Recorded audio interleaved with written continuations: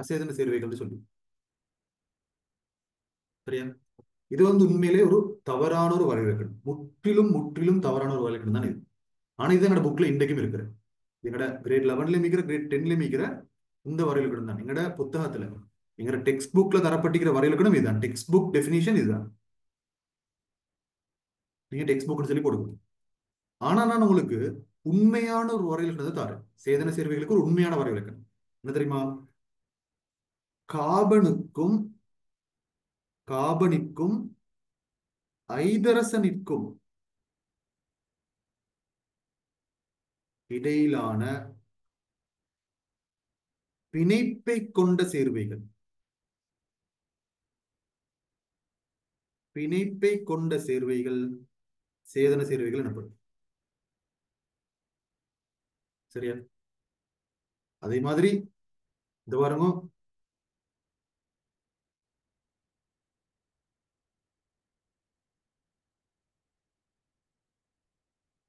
கார்பனிற்கும் ஐதரசனுக்கும் இடையிலான பிணைப்பை கொண்டிராத சேர்வைகள்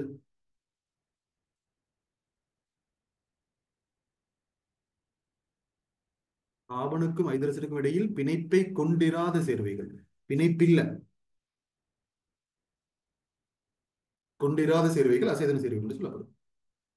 இப்ப இதுதான் உண்மையான வரைவிலக்கணம். இதுதான் ட்ரூ டெபினிஷன். போடுங்க, ட்ரூ டெபினிஷன் சொல்லி போடுங்க, உண்மையான வரைவிலக்கணம். ட்ரூ டெபினிஷன் இதுவும் தான் உண்மையான வரைவிலக்கணம். சரியா?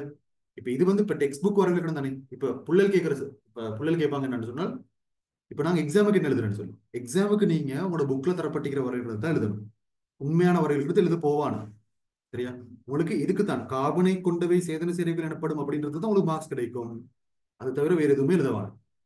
எக்ஸாமுக்கு டெக்ஸ்ட் புக்ல தந்திக்கிற வரைவிலக்கணத்தை கொடுங்க. இப்ப நான் உங்களுக்கு சேதன சேர்வைகளுக்கு உதாரணங்கள் தந்தேன்னு சொன்னேன். இப்ப உதாரணமாக CH4 ஒரு சேதன சேர்வை. சரியா? காரணம் என்னன்னா அதுல வந்து கார்பனிக்கிற ஐதரசனிக்கிற பாருங்க, இதான் CH4 கட்டமைப்பு.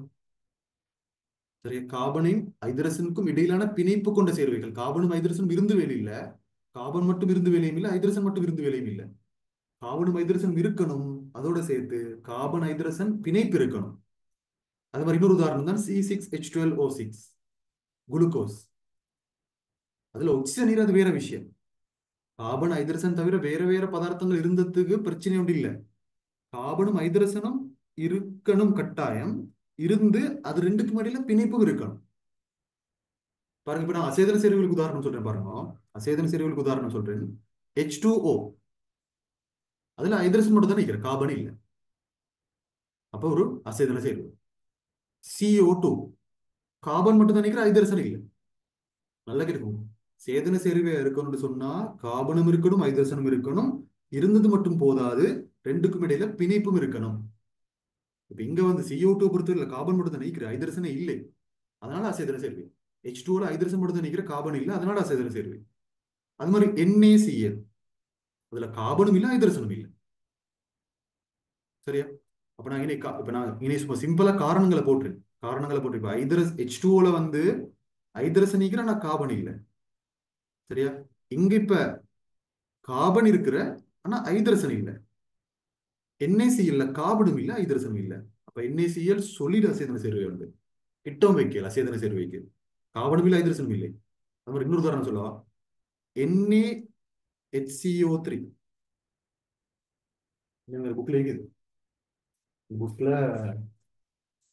புக்ல தந்திக்கிற உதாரணங்களே தாருங்க. NaHCO3, NaHCO3ல நல்லா கவனிங்க, கார்பனும் இருக்குது, கமா ஐதரசனும் இருக்குது. ஆனா அது ஒரு அசேதன சேர்வை. சரியா? கார்பனும் இருக்குது, ஐதரசனும் இருக்கக்குள்ள சேதன சேர்வைகள் போடணும். நீங்க சொல்லுங்க அப்போ, ஏன் நான் NaHCO3 அசேதன சேர்வையில சேர்த்திருக்கிறேன் சொல்லுங்க பாப்போம். கார்பனுக்கும் ஹைட்ரஜனுக்கும் பிணைப்பு இல்ல. கார்பனுக்கும் ஐதரசனுக்கும் இடையில பிணைப்பு இல்ல, பிணைப்பு இல்ல. கார்பனும் இருக்குது, ஐதரசனும் இருக்குது, ஆனா கார்பன் ஐதரசன் பிணைப்பு இல்லை. சரியா? NaHC இதோட கட்டமைப்பு வரையவா? NaHC இதோட கட்டமைப்பு அப்படின்னா இது ஒரு அயன் சேர்வையா, இது ஒரு அயன் சேர்வை. அப்ப Na பிளஸ் வேறையா இருக்கும், HCO3 மைனஸ் வேறையா இருக்கும். இப்படிதான் இருக்கிறதா? இப்படி எவ்வளவுதான் பாருங்க. கார்பனுக்கும் ஒட்சனுக்கும் இடையில தான் பிணைப்பு இருக்கிற, கார்பனுக்கும் ஒட்சனுக்கும் இடையில இது பாருங்க. கார்பன் ஹைட்ரஜன் பிணைப்பு ஒன்றும் இல்லை, ஆனா ஹைட்ரஜன் இருக்குது, கார்பன் இருக்குது. அப்ப நல்லா ஞாபகம், கார்பனுக்கும் ஹைட்ரஜனுக்கும் இடையில பிணைப்பு இருந்தா மட்டும்தான் சேதன சேர்வு, இல்லண்டா அசேதன சேர்வு. கார்பன் இருந்து மட்டும் வேலை இல்ல, ஹைட்ரஜன் இருந்து மட்டும் வேலை இல்ல. அதே நேரம் கார்பனும் ஹைட்ரஜனும் இருந்து வேலை இல்ல, அவன் ரெண்டு பேரும் கூட பிணைப்பு இல்லாட்டி பிணைப்பு இருக்கணும். கார்பனும் ஹைட்ரஜனும் இருக்கணும், அதோட பிணைப்பு இருக்கணும். சரியா? பாருங்க, அப்ப இதுல நாங்க சொல்ல போனோம்னு சொன்னா கார்பனும் உண்டு, ஹைட்ரஜனும் உண்டு, கார்பன் ஹைட்ரஜன் பிணைப்பு அதுவும் உண்டு. அதனாலதான் CH4ன்றது வந்து ஒரு சேதன சேர்வையா சொல்லப்படுறது. அதே மாதிரி குளுக்கோஸை பொறுத்தவரையில கார்பனும் உண்டு, ஹைட்ரஜனும் உண்டு, கார்பன் ஹைட்ரஜன் பிணைப்பும் உண்டு. அதனாலதான் நாங்க குளுக்கோஸ் ஒரு சேதன சேர்வைகளுக்கு நாங்க உள்ளடக்குறோம். ரைட்டா? அப்ப இந்த விஷயங்கள் எல்லாத்தையும் போட்டுக்கொள்ளணுங்க. இந்த விஷயங்கள் எல்லாத்தையும் போட்டு அவசரமா போட்டுட்டு நீங்க ஹேண்ட் ரைஸ் பண்ணீங்கன்னா எனக்கு அடுத்த தலைப்பு போகலாம்.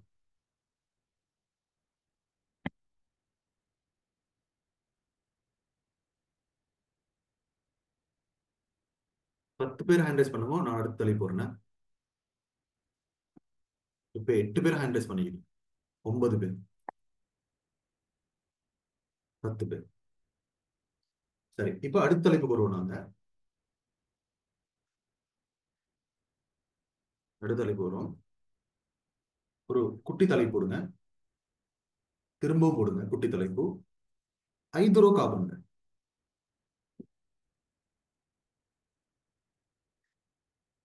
ஹைட்ரோ கார்பன் சொன்னா என்ன தெரியுமா? இதான் வரைவிலக்கணம். இது எங்கட புக்ல தந்திக்கிற வரைவிலக்கணம்.